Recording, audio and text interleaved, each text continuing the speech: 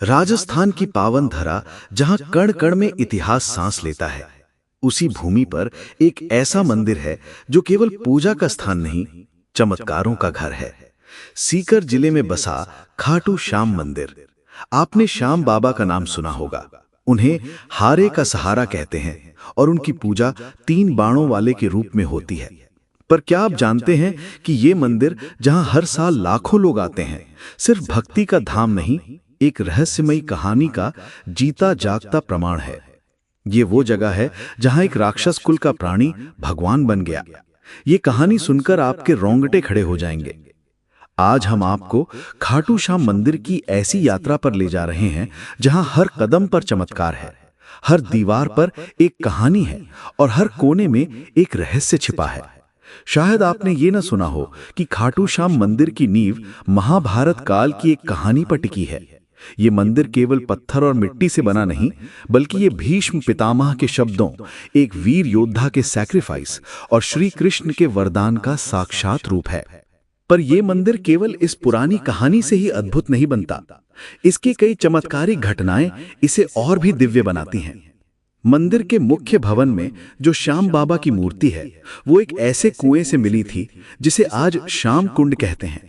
इस कुंड के जल को अमृत समान माना जाता है और ये विश्वास है कि इसे छूने मात्र से व्यक्ति के सारे पाप धुल जाते हैं। पर इस कुंड में पानी कहां से आता है, ये आज भी एक रहस्य है। मंदिर में एक खास तरह का निशान चढ़ाया जाता है। ये कोई साधारण ध्वज नहीं, बल्कि श्रद्धा, नियम और संयम का सिंबल है। कहते हैं कि जो भी भक्त ये निशान पूरी निष्ठा और भक्ति से चढ़ाता है, उसकी हर इच्छा पूरी होती है। कई भक्तों का अनुभव ये बताता है कि बरसों से जो इच्छाएं मन में थीं, वे खाटू श्याम के दरबार में निशान चढ़ाने के बाद पूर्ण हुई। पर प्रश्न ये उठता है कि ये केवल विश्वास है या इसके पीछे कोई अनसीन पावर है। खाटू श्याम मंदिर का सबसे चौंकाने वाला रहस्य एक शिवलिंग से जुड़ा है, जो मंदिर से कुछ दूरी पर है। कहते हैं कि जब मुगल बादशाह औरंगजेब ने इस शिवलिंग को तोड़ने का प्रयास किया, तब कुछ ऐसा हुआ जिसने उसकी आत्मा तक को हिला के रख दिया। इतना ही नहीं, खाटू श्याम के दर्शन करते समय एक अद्भुत अनुभव होता है। बाबा के दरबार में हजारों की संख्या में आने वाले भक्त अक्सर कहते हैं कि उन्होंने वहां कुछ ऐसा महसूस किया जिसे शब्दों में कहना संभव नहीं। कोई कहता है कि बाबा ने स्वप्न में दर्शन दिए, तो कोई बताता है कि उसने वहां अपने जीवन की सबसे कठिन समस्या का समाधान पाया। और इन सभी अनुभवों में एक बात समान है, एक रहस्यमयी शक्ति जो खाटू श्याम मंदिर को केवल एक तीर्थ स्थान नहीं, बल्कि एक डिवाइन एक्सपीरियंस बना देती है। इस मंदिर की शक्तियों की गूंज केवल भारत में ही नहीं, विदेशों तक फैली है। अमेरिका, इंग्लैंड और ऑस्ट्रेलिया जैसे देशों में रहने वाले भक्त भी हर साल खाटू श्याम जी की निशान यात्रा में भाग लेने भारत आते हैं। ये भक्ति का वो धागा है जो न जाति देखता है, न धर्म, न देश। यहां बस एक ही चीज चाहिए, श्रद्धा। तो क्या आप तैयार हैं इस मंदिर के उन रहस्यों से पर्दा उठाने के लिए जो सदियों से छिपे हैं? यदि हां, तो जुड़िए हमारे साथ इस विशेष वीडियो में, जहां हम आपको लेकर चलेंगे खाटू श्याम मंदिर की उन गलियों में जहां इतिहास, रहस्य और भक्ति एक साथ मिलते हैं। ये केवल एक यात्रा नहीं होगी, ये आपके विश्वास को एक नई दिशा देने वाली अनुभव यात्रा होगी, क्योंकि ये केवल एक मंदिर नहीं, एक चमत्कार है, खाटू श्याम का चमत्कार। चलिए अब बिना किसी देरी के आज की इस रहस्यमयी और दिलचस्प वीडियो को आरंभ करते हैं। दोस्तों, खाटू श्याम जी को भगवान श्री कृष्ण के कलयुग के अवतार के रूप में जाना जाता है। राजस्थान के सीकर जिले में स्थित श्याम बाबा के भव्य मंदिर में दर्शन के लिए हर दिन लाखों भक्त आते हैं। मान्यता है कि श्याम बाबा सबकी मनोकामनाएं पूरी करते हैं और सामान्य व्यक्ति को भी उच्च स्थान तक पहुंचा सकते हैं। बाबा खाटू श्याम का संबंध महाभारत के समय से माना जाता है। ये पांडुपुत्र भीम के पोते थे। पुरानी कहानियों के अनुसार खाटू श्याम की अद्भुत शक्ति और सामर्थ्य से प्रभावित होकर श्री कृष्ण ने उन्हें कलयुग में अपने नाम से पूजे जाने का वरदान दिया था। परंतु ये वरदान किस परिस्थिति में दिया गया था, इसके बारे में शायद ही आप जानते होंगे।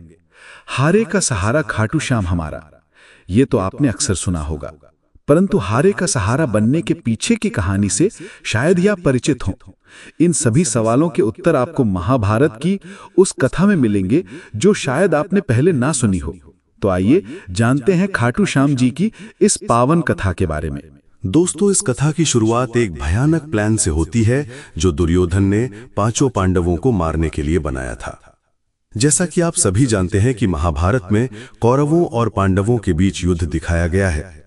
दुर्योधन हमेशा से ही पांडवों को पसंद नहीं करता था, जिसकी वजह से उसके मन में पांडवों के प्रति इतनी ज्यादा नफरत थी कि वो उन्हें किसी भी कीमत पर मारना चाहता था। जब भीष्म पितामह ने धृतराष्ट्र से युधिष्ठिर का राज्याभिषेक करने के लिए कहा, तब दुर्योधन ने पिता धृतराष्ट्र से कहा, पिताजी, यदि एक बार युधिष्ठिर को राज सिंहासन मिल गया तो ये राज्य सदा के लिए पांडवों के वंश का हो जाएगा और हम कौरवों को उनका सेवक बनकर रहना पड़ेगा। इस पर धृतराष्ट्र बोले, पुत्र दुर्योधन, युधिष्ठिर हमारे कुल की संतानों में सबसे बड़ा है, इसलिए इस राज्य पर उसी का अधिकार है। फिर भी भीष्म तथा प्रजाजन भी उसी को राजा बनाना चाहते हैं। हम इस विषय में कुछ भी नहीं कर सकते। तुम पांडवों के रहने का इंतजाम करो। धृतराष्ट्र के शब्द सुनकर दुर्योधन ने कहा, ठीक है पिताजी, मैंने इसका इंतजाम कर लिया है, बस आप किसी तरह पांडवों को वाराणवत भेज दें। दुर्योधन ने वाराणवत में पांडवों के रहने के लिए पुरोचन नाम के शिल्पकार से एक भवन बनवाया था, जो लाख, चर्बी, सूखी घास, सरकंडे जैसे अत्यंत ज्वलनशील पदार्थों से बना था। दुर्योधन ने पांडवों को उस भवन में जला डालने का षड्यंत्र रचा था। धृतराष्ट्र के कहने पर युधिष्ठिर अपनी माता तथा भाइयों के साथ वाराणवत जाने के लिए निकल पड़े। दुर्योधन के षड्यंत्र के बारे में जब विदुर को पता चला तो वे तुरंत ही वाराणवत जाते हुए पांडवों से रास्ते में मिले और उन्होंने दुर्योधन के षड्यंत्र के बारे में बताया। फिर उन्होंने कहा कि तुम लोग भवन के अंदर से जंगल तक पहुंचने के लिए एक सुरंग जरूर बनवा लेना, जिससे कि आग लगने पर तुम लोग अपनी रक्षा कर सको। मैं सुरंग बनाने वाला कारीगर चुपके से तुम लोगों के पास भेज रहा हूं। जिस दिन पुरोचन ने आग लगाने की योजना बनाई थी, उसी दिन पांडवों ने गांव के ब्राह्मणों और गरीबों को भोजन के लिए बुलाया। रात में पुरोचन के सो जाने पर भीम ने उसके कमरे में आग लगाई। धीरे धीरे आग चारों ओर फैल गई। लाक्षागृह में पुरोचन तथा अपने बेटों के साथ भीलिनी जलकर मर गई। लाक्षागृह के जलकर राख होने का समाचार जब हस्तिनापुर पहुंचा तो पांडवों को मरा हुआ समझकर वहां की प्रजा बहुत दुखी हुई।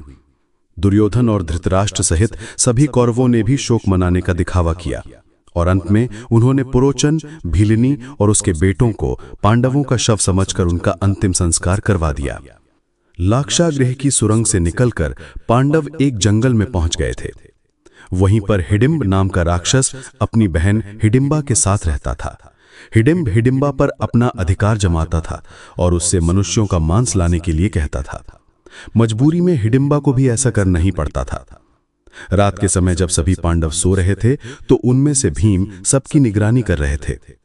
जब हिडिंबा अपने भाई हिडिंब के आदेश पर पांडवों को मारने के लिए गई, तभी उसकी नजर भीम पर पड़ी और वो भीम को देखकर मोहित हो गई और उनसे प्रेम करने लगी। भीम को आकर्षित करने के लिए हिडिंबा ने सुंदर अप्सरा का रूप धारण किया और भीम के पास गई। लेकिन इसी बीच हिडिंबा का भाई हिडिंब वहां आ गया, जो पांडवों को मारकर उनका मांस खाना चाहता था। उसने भीम पर हमला कर दिया, जिससे भीम और हिडिंब के बीच युद्ध छिड़ गया। इस युद्ध में भीमसेन की विजय हुई और हिडिंब मारा गया। इसके बाद हिडिंबा अपने असली रूप में आई और उसने भीम के सामने विवाह का प्रस्ताव रखा, लेकिन भीम ने यह कहकर विवाह से इनकार कर दिया कि तुम राक्षस कुल की हो। इसके बाद हिडिंबा माता कुंती के पास गई और उनसे भीम और अपने विवाह की बात कहने लगी। तब कुंती विवाह के लिए तो मान गई, लेकिन उन्होंने हिडिंबा के सामने एक शर्त भी रख दी। शर्त के अनुसार भीम हिडिंबा के साथ केवल तब तक रहेगा जब तक कि उन्हें संतान की प्राप्ति नहीं हो जाती।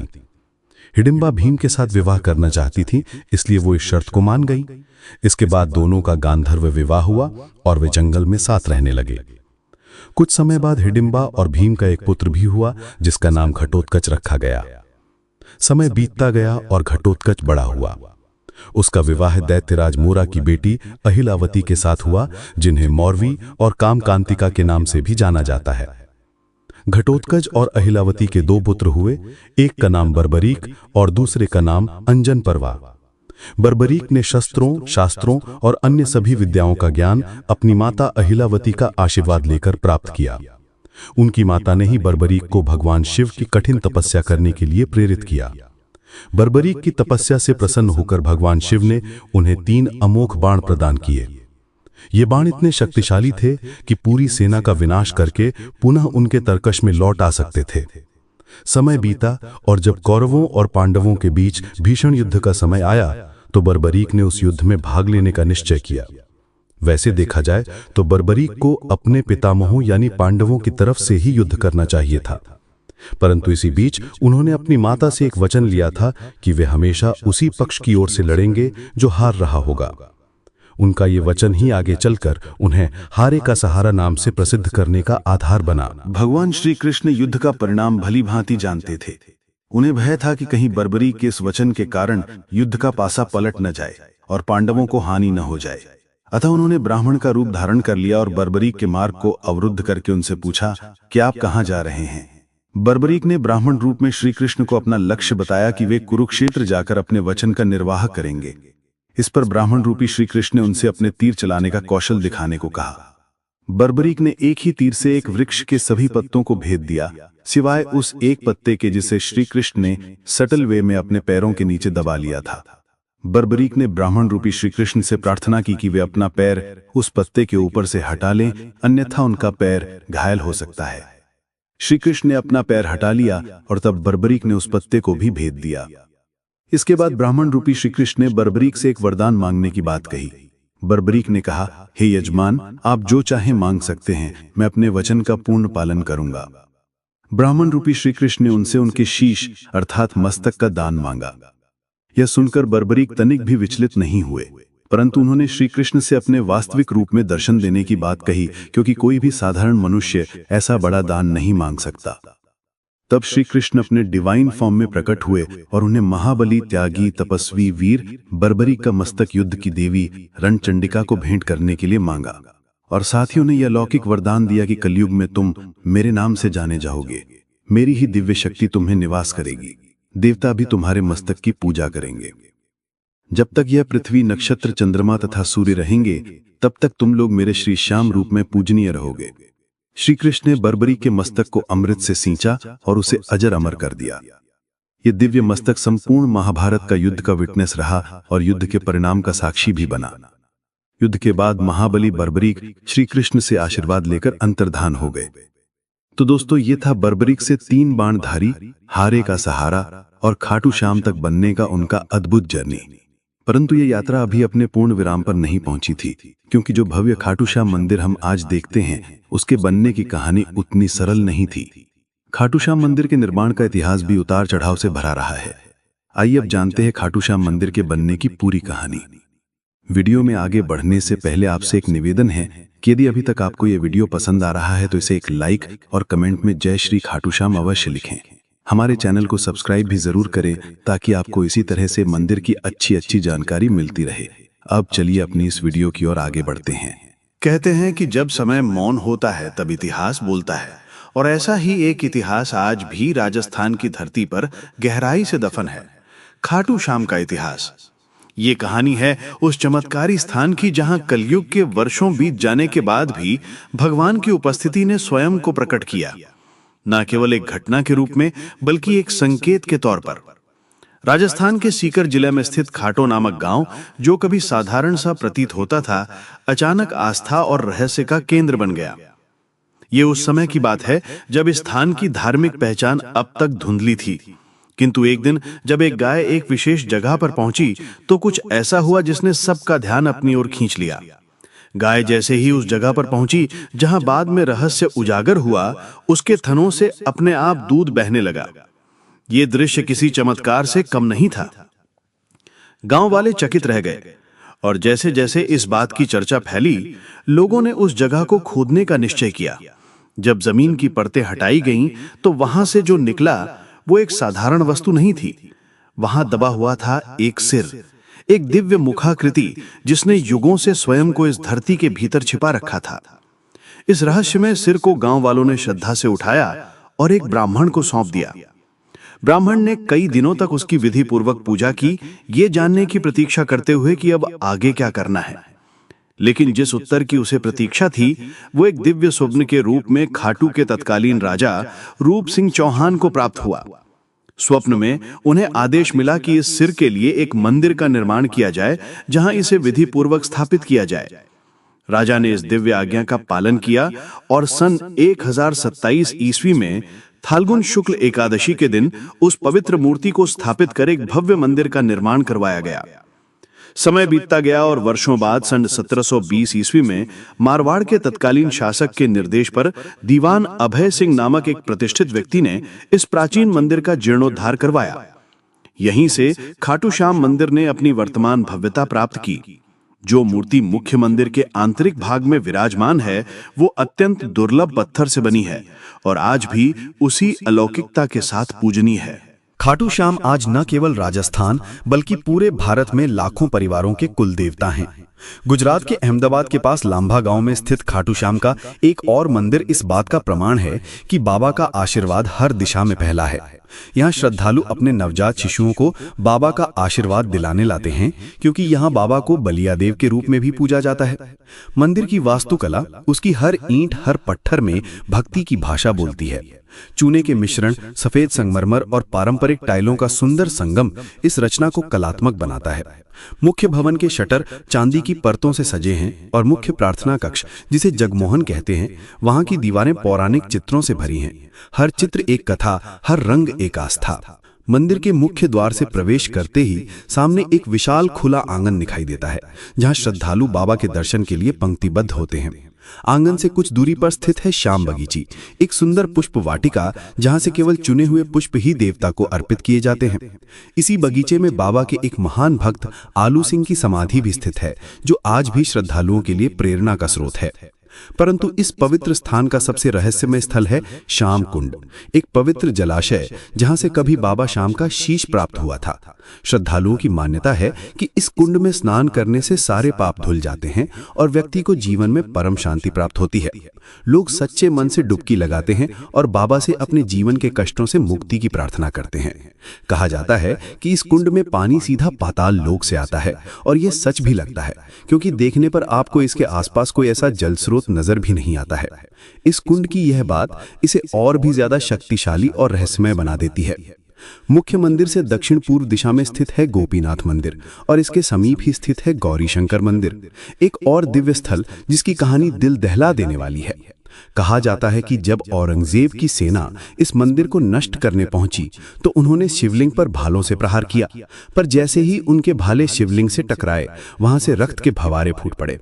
यह दृश्य इतना भयावह और चमत्कारिक था कि सैनिक तुरंत डरकर वहां से भाग निकले, और आज भी उस शिवलिंग पर वे घाव, भाले का निशान स्पष्ट रूप से देखे जा सकते हैं, जैसे भगवान ने स्वयं अपनी रक्षा की हो। खाटू श्याम जी का यह पावन मंदिर राजस्थान की राजधानी जयपुर से लगभग 80 किलोमीटर दूर स्थित है, और यहाँ पहुंचने के लिए श्रद्धालुओं को रींगस के मार्ग से होकर जाने की सलाह दी जाती है। यह यात्रा केवल एक धार्मिक यात्रा नहीं, बल्कि एक आत्मिक अनुभव होती है, जहां आस्था, इतिहास और चमत्कार एक साथ चलते हैं। हर साल लाखों भक्त यहाँ पहुंचते हैं, कोई आशीर्वाद पाने के लिए, कोई चमत्कार देखने के लिए, या कोई अपनी श्रद्धा की अग्नि परीक्षा देने के लिए। और जब आप इस पवित्र धाम की भूमि पर कदम रखते हैं तो ऐसा लगता है मानो समय ठहर गया हो और भगवान स्वयं इस धरती पर विराजमान है। तो दोस्तों, ये था खाटू श्याम जी मंदिर के निर्माण का संपूर्ण इतिहास। आइए अब आपको बताते हैं उस खास निशान के बारे में जो बड़े ही भक्ति भाव से श्री खाटू श्याम मंदिर में चढ़ाया जाता है। यदि अभी तक आपको यह वीडियो पसंद आ रहा है तो कमेंट में जय श्री खाटू श्याम जी जरूर लिखें। खाटू नगरी की रज में कुछ ऐसा जादू है कि एक बार जो यहाँ आ जाता है उसका हृदय यहीं अटक जाता है। और इस अद्भुत नगरी की सबसे पावन परंपराओं में से एक है बाबा श्याम के दरबार में निशान चढ़ाने की परंपरा। यह कोई साधारण रस्म नहीं, बल्कि श्रद्धा, समर्पण और विश्वास का प्रतीक है। जब भक्त बाबा श्याम के चरणों में अपनी मन्नत लेकर आते हैं तो सिर झुकाकर केवल प्रार्थना ही नहीं करते, बल्कि एक वादा भी करते हैं। हे लखदातार हारे का सहारा, जब मेरी मुराद पूरी होगी तब मैं आपके दरबार में निशान लेकर पुनः लौटूंगा। लेकिन कई ऐसे श्रद्धालु भी होते हैं जिनका विश्वास इतना अटूट होता है कि वे अपनी मन्नत पूरी होने से पहले ही बाबा को निशान समर्पित कर देते हैं। उनके लिए ये यात्रा भरोसे की यात्रा होती है, जहां वे पहले बाबा पर विश्वास करते हैं और फिर फल की प्रतीक्षा करते हैं। यह परंपरा केवल आज की नहीं, सदियों पुरानी है। खाटू श्याम जी को चढ़ाया जाने वाला यह निशान, जिसे ध्वज भी कहते हैं, एक अत्यंत पवित्र और भावनात्मक प्रतीक है जो बाबा के बलिदान और विजय का प्रतिनिधित्व करता है। सनातन धर्म में ध्वज को सदैव विजय का प्रतीक माना गया है और खाटू श्याम का ये ध्वज केवल कपड़े का एक टुकड़ा नहीं, बल्कि उनकी अमरता, उनके त्याग और उनके अपार प्रेम का प्रतीक है। ये हमें उस दिव्य क्षण की याद दिलाता है जब भगवान श्री कृष्ण के आदेश पर युद्ध की विजय के लिए श्याम बाबा ने, जिन्हें पहले बर्बरीक कहते थे, ने अपना शीश दान कर दिया था। उन्होंने अपना बलिदान धर्म की रक्षा और अधर्म के विनाश के लिए दिया और युद्ध का श्रेय भी स्वयं नहीं लिया, बल्कि श्री कृष्ण को समर्पित कर दिया। इसलिए जब भक्त खाटू श्याम को ध्वज अर्पित करते हैं तो ये केवल मन्नत की पूर्ति का आभार नहीं होता, बल्कि उस दिव्य बलिदान की स्मृति भी होती है। निशान के रंग केसरिया, नारंगी और लाल त्याग, शक्ति और भक्ति का प्रतिनिधित्व करते हैं। इन निशानों पर अक्सर श्री कृष्ण और श्याम बाबा की छवियां अंकित होती हैं, साथ ही पवित्र मंत्र भी जो भक्तों को आंतरिक शांति का अनुभव कराते हैं। कई निशानों पर मोर पंख और नारियल भी सजाए जाते हैं, जो पवित्रता और सौभाग्य का प्रतीक माने जाते हैं। ऐसा माना जाता है कि सच्चे मन से चढ़ाया गया निशान बाबा को अर्पित की गई एक आत्मा की पुकार होती है, जिसे वो कभी अनसुना नहीं करते। कहते हैं कि इस निशान के साथ जब भक्त खाटू श्याम की नगरी में प्रवेश करते हैं तो हर कष्ट दूर हो जाता है, हर दुआ स्वीकार हो जाती है और जीवन में सब ओर मंगल ही मंगल छा जाता है। इस ध्वज को चढ़ाने से पहले विशेष पूजा अर्चना की जाती है। भक्त कई दिनों तक उपवास रखते हैं, नियमों का पालन करते हैं और फिर उस निशान को अपने हाथों में लेकर पद यात्रा आरंभ करते हैं। इस यात्रा को निशान यात्रा कहते हैं और ये एक भक्ति की पराकाष्ठा होती है। जब भक्त नंगे पांव हाथों में ध्वज लिए रिंगस से खाटू धाम तक की 18 किलोमीटर लंबी यात्रा करते हैं तो हर कदम उनके श्रद्धा के ताप से तपता है। रास्ते में भजन, कीर्तन और श्याम नाम की जय जयकार गूंजते हैं, जो वातावरण को अलौकिक बना देते हैं। वर्तमान समय में भक्त केवल कपड़े के नहीं, बल्कि सोने और चांदी से बने निशान भी बाबा को अर्पित करते हैं। लेकिन सच्ची भक्ति का मूल्य धातु में नहीं, भाव में होता है। चाहे वो ध्वज साधारण हो या बहुमूल्य, अगर उसमें श्रद्धा है तो बाबा उसे सहज ही स्वीकार करते हैं। निशान यात्रा विशेष रूप से फाल्गुन महीने में आयोजित होने वाले लाखों भक्तों के भीड़ वाले लक्खी मेले में चरम पर होती है। इस समय खाटू नगरी भक्तों से खचाखच भरी होती है। हर दिशा से आते हुए निशान, हर स्वर में गूंजता हुआ श्याम नाम और हर हृदय में एक ही विश्वास, बाबा सबकी सुनते हैं, बाबा सबका सहारा है। यह परंपरा केवल एक धार्मिक रस्म नहीं, बल्कि श्रद्धा की जीवित परिभाषा है। निशान चढ़ाने वाले हर भक्त की आंखों में आभार होता है और उनके कदमों में समर्पण। जब वे बाबा की मूर्ति के सामने खड़े होकर वो ध्वज अर्पित करते हैं तो वो क्षण ऐसा होता है मानो आत्मा ने ईश्वर से सीधा साक्षात्कार कर लिया हो। वहां ना कोई भाषा बोलती है, ना कोई शब्द चाहिए होते हैं, बस एक मौन होता है जिसमें केवल भक्ति की ध्वनि होती है। इसलिए जब अगली बार आप खाटू श्याम जी के दर्शन के लिए जाएं और मन में कोई मन्नत हो या केवल आभार प्रकट करना हो, तो एक निशान लेकर जाएं। वो ध्वज आपके विश्वास का संदेश बनकर बाबा के चरणों तक पहुंचेगा और जैसे हजारों वर्षों से होता आया है, वैसे ही वो आज भी आपकी पुकार को सुने बिना नहीं रहेंगे। तो दोस्तों, ये था खाटू श्याम मंदिर का संपूर्ण इतिहास और रहस्य। क्या आप कभी खाटू श्याम मंदिर गए हैं? यानी हाँ, तो कितनी बार? और यदि नहीं गए हैं तो क्या आप जाना चाहेंगे? हमें कमेंट करके जरूर से बताएं। यदि आपको आज की ये वीडियो पसंद आई हो तो कमेंट में जय श्री खाटू श्याम जी की गूंज होनी चाहिए। हम मिलेंगे जल्द ही एक और नई रहस्यमय और दिलचस्प डॉक्यूमेंट्री के साथ। धन्यवाद।